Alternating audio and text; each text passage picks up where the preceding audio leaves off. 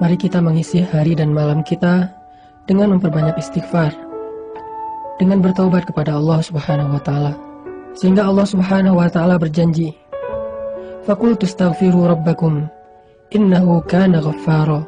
Beristighfarlah kepada Tuhanmu, pasti Dia akan mengampuni.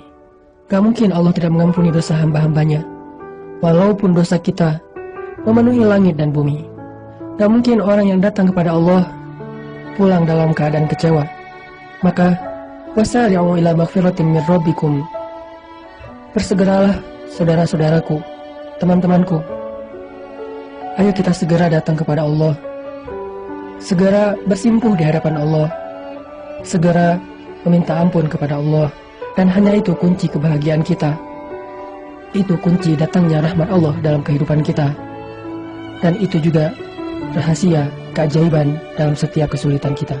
Allah berfirman kepada orang-orang yang banyak dosa seperti kita, yang pernah berzina, yang pernah minum khamar, yang mungkin pernah membunuh, yang pernah makan riba, yang pernah melakukan dosa diam-diam, yang banyak dosa, yang kotor, hina, dina. Allah bilang, ya ibadi, hambaku, gitu. Lembutnya panggilan Allah kepada kita. Allah gak mengenal, wahai manusia, wahai pendosa, wahai orang yang hina. Enggak, Allah bilang, qul ya ibadiyalladzina asrafu ala anfusihim.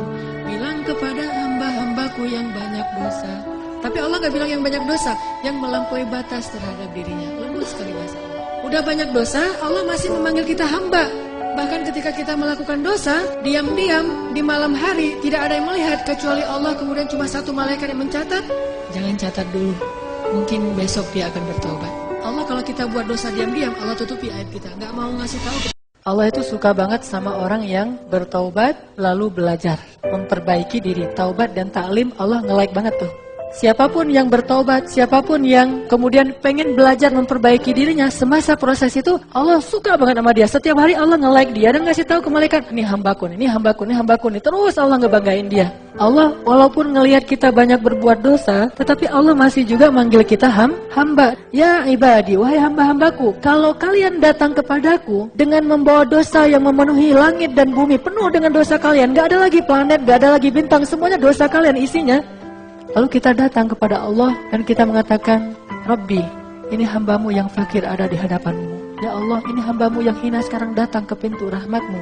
Apa kata Allah? Aku bukakan rahmatku seluas-luasnya, aku terima kedatanganmu, lalu aku gugurkan semua dosa-dosamu menjadi hilang, wala ubali, dan aku gak peduli sebanyak apapun.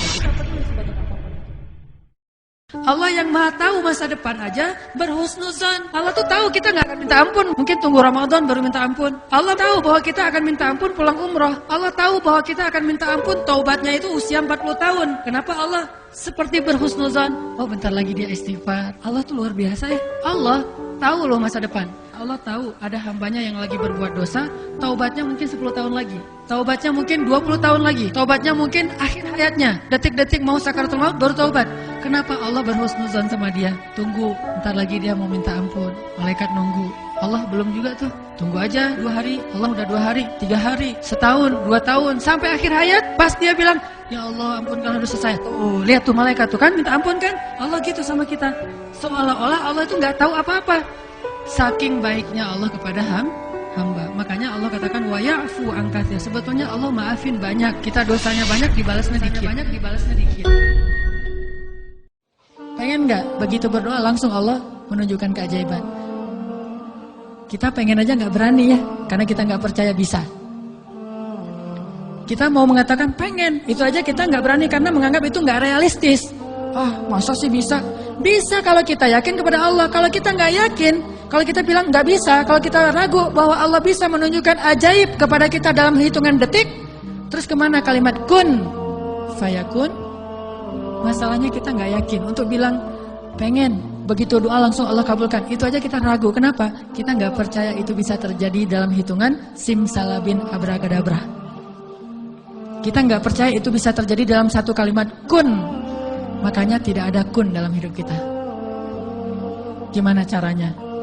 Belajar yakin kepada Allah seutuh-utuhnya. Makanya udah transaksinya tuh sama Allah aja. Kalau kita transaksi dengan Allah, nanti Allah akan mendatangkan manusia untuk menyayangi kita. Makanya kalau kita pas berkasih sayang, kenapa? Karena Allah. Pas kita memaafkan, kenapa? Karena Allah. Pas kita berlapang dada, kenapa? Karena Allah. Sehingga ketika Allah sering disebut karena Allah, Allah akan mengatakan, lihat hambaku, dia melakukan ini karena aku. Besok kita bilang lagi, lihat lagi hambaku, kata Allah, dia melakukan karena aku. Wahai malaikat, saksikanlah, sesungguhnya aku sayang kepada hambaku itu. Maka Allah mengatakan kepada Jibril, sayangi dia wahai Jibril. Malaikat itu la ya'sunallaha ma amarahum wa yaf'aluna ma yu'marun. Itu sifat malaikat. Gak mau bermaksiat kepada Allah dan pasti mengerjakan perintah Allah. Ya Jibril, cintai dia. Maka Jibril saat itu juga mencintai hamba ini. Terus Jibril mengumumkan kepada seluruh malaikat. Saat itu juga seluruh malaikat mencintai hamba ini. Seluruh malaikat mencintai. Apapun bentuk kesenangan dan kebahagiaan yang diekspresikan oleh siapapun di muka bumi, sesungguhnya Allah lebih bahagia dan lebih senang lagi terhadap hambanya yang beristighfar. Coba, kurang baik apa Allah sama kita? Jadi kalau teman-teman ngebayangin ada seseorang yang lagi happy banget, lagi excited banget terhadap sesuatu, Allah lebih excited lagi terhadap hambanya yang beristighfar. Jadi kalau pengen buat Allah tersenyum, istighfar. Astagfirullahaladzim. Allah senyumnya. Allah tuh gak pendendam kayak kita. Allah itu membalas sesuai dengan amal. Kalau kita nggak istighfar baru dibalas.